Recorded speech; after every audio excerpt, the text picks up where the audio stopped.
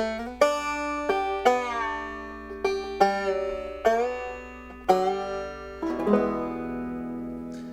right, I'm David Bandrowski with the Banjo Studio here, and today we're going to talk about and play the new Deering Julia Bell banjo.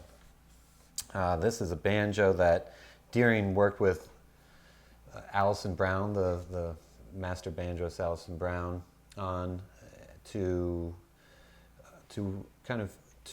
reformat John Hartford's low-tuned banjo. So this is John Hartford often played a banjo tuned down to E. He has his own Deering signature model, the Deering John Hartford banjo, and there's two of them. One is 24 frets and one is 22 frets.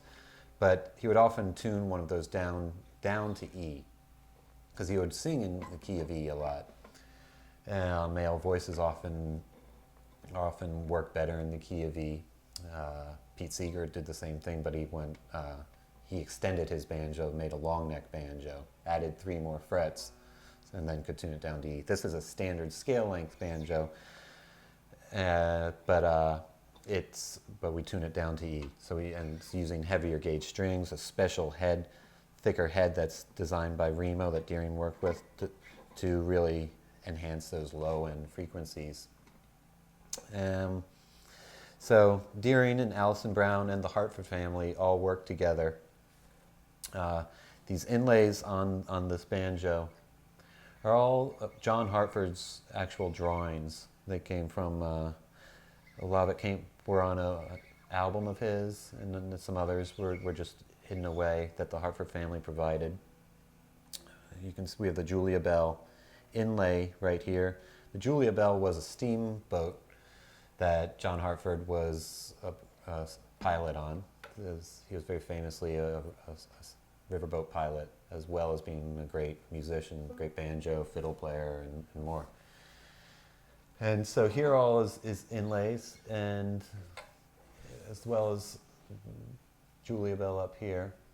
And then on the back we have an inlay on the back of the peg head with Alison Brown's name inlaid on there.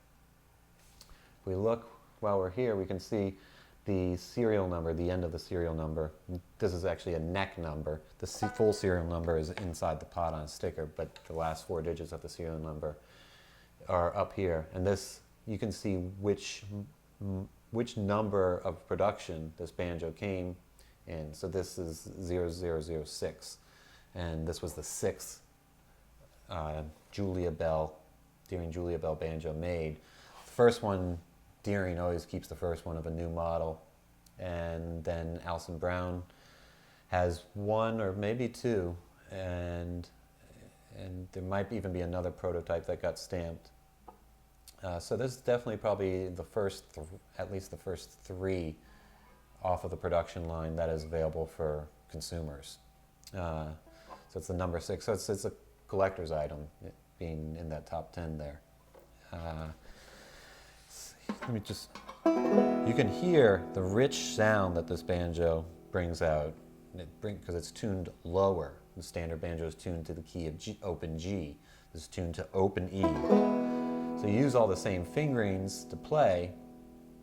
If I was playing, it's like if you had a capo on, but it's going lower instead of usually a capo will bring it up higher.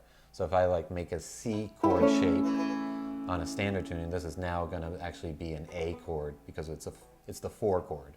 The 4 chord in the key of G is the A. In the key of the key of E, it's an A. In the key of G, it's a C. So this is actually an A, but we're using that C chord shape. If we want to make the 5 chord shape, which would be the D shape in the key of G, there's the 5 chord shape, and it's actually, here it'd be a B chord, because we're in the key of E. It's a 5 of B. But that low tune, it really, you play this for somebody and everybody always says, wow, that banjo sounds amazing. It's a different sound. It has the sustain. It's really, really rich, really resonant. It's beautiful. So it really gets your creativity going, makes you play things that you wouldn't normally play. gets you out of your rut of just playing the same old stuff. Even if you play the same old stuff, it sounds fresh, and it gets you excited to play again.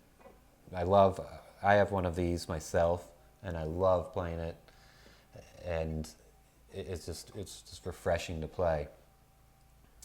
Going through some of the specs on it, it has the Deering 06 Bell Bronze tone ring, which you find on a lot of the upper line resonator banjos.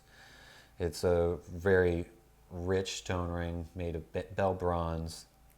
You get a lot of highs and a lot of lows. You get kind of a smiley face EQ.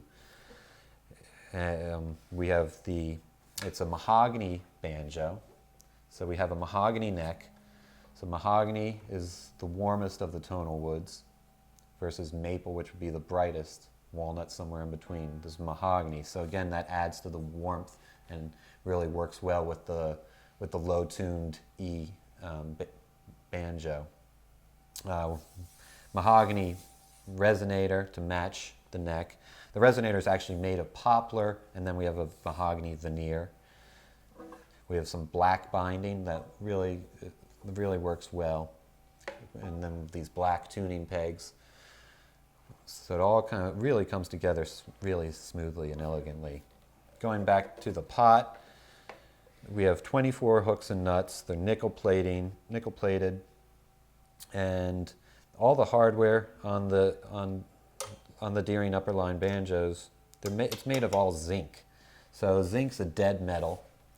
So if you click it, you tap it, you aren't going to get a ting. It's not going to be like you tap, a piece of aluminum or something. So that when you play it, you're not going to get any unwanted overtones from it. So when you play, it's going to be very clear. Where other instruments it might be made of steel or brass, and so you'll get, as you play, it's going to vibrate the hardware, and you're going to get these overtones, which you won't necessarily hear, but it muddies up the tone. So you can hear the clarity of this. That's something that Deering does on all their upper line banjos. They're known for being very clear because of that zinc hardware. We have a Deering Smile Bridge. That Smile Bridge, has a slight bevel on the bottom, because when you put a bridge on your head, it's actually pushing down and it's causing the head to be concave a little bit. So standard bridges, that center foot wouldn't really be touching flush against if there's a flat bottom bridge, wouldn't really be touching flush against the head, and so you lose some tone there. Deering came out with the Smile Bridge. We can talk about the Smile Bridge in other videos. It's a radius fingerboard banjo, meaning it's curved, it's arched, and so we have a radius bridge as well. This radius fingerboard makes it easier to play. You find radius fingerboards on all modern guitars, most modern guitars other than classical guitars. So acoustic and electric guitars, you're going to have radius fingerboards, and radius fingerboards are becoming more popular in banjos, in 5-string banjos mainly.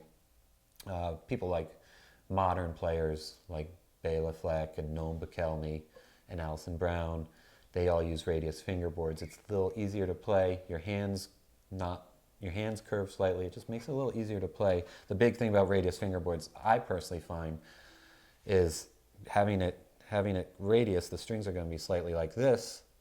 The bridge is radius to match the fingerboard, so the strings are not straight across. When you're picking, now they're slightly arched, like a violin is a radius arch, and you can kind of find the strings easier. It matches your contour of your right hand. So I find it easier on the right hand more than the left even. Going into the tailpiece, this is the Deering True Tone tailpiece. Again, made of zinc, dead metal, but it's really adjustable. It has an adjustable screw, where the classic Presto tailpiece, it might have that adjustment screw, but it doesn't really do anything. So this is a much, much better tailpiece. An older banjo I had, I put one of these True Tone tailpieces on, and it really, really brought out the tone of the banjo. So adjustable, it allows the tailpiece to be adjust up and down. If you adjust it down farther, you're going to get a brighter tone. If you just back it off and have it looser, you're going to have a warmer tone. And you know, that's most of the specs on this banjo. Why don't we just play a little bit? You want to talk about the fretboard? Yeah. The fretboard is an ebony fingerboard. And again, we told you it was radiused, has all these inlays in it, but it's extended. That's the thing that's really unique about this, is that most banjos end at 22 frets. This has 24 frets, so these 2 extra frets. You say, why do I need 2 extra frets? Well, you know, once you have it, you'll never go back. It allows you to do 2 full octaves. There's 12 notes in the chromatic scale. So from D to D, there's 12 notes. So we have D, D sharp, E, etc., all the way up to gain to the other D. That's 12. That's why there's 12 frets here in the octaves on the 12th fret. So 12 and 12 equals 24. So we get the other D right there. So we have D, and then D, and then D. So you can do that on any string, you know, G, G, G. So it allows you to complete, a lot of times you might be playing a passage and going up, and you're going up to complete that scale or passage, and then you can complete it. We're standard at 22 frets. Sometimes you just have to cut off.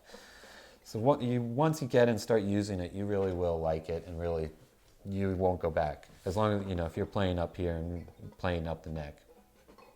It's a nice feature to have, and it overhangs over the head of the banjo. It's not touching the head. It's something that Deering started on the Tony Trischka banjos, because Tony Trischka saw that Noam Kelly had one, and he said, "Ooh, I want that." And so, and they've continued it on to this the Julia Bell banjo.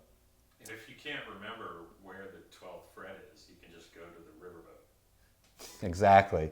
Always remember, go to the riverboat and everything will be okay. You can get back home. There's also 2 dots though, too. And all right, let's play some. So it's great for you know, slow tunes, because you have all that sustain. So, but it also works well for faster bluegrass tunes as well. So.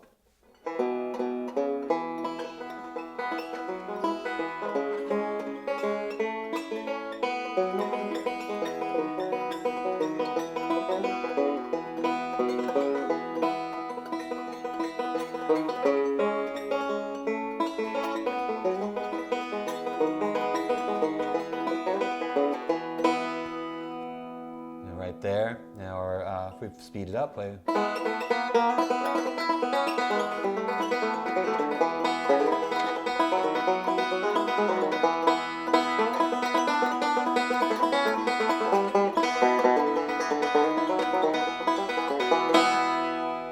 You know, keep going up.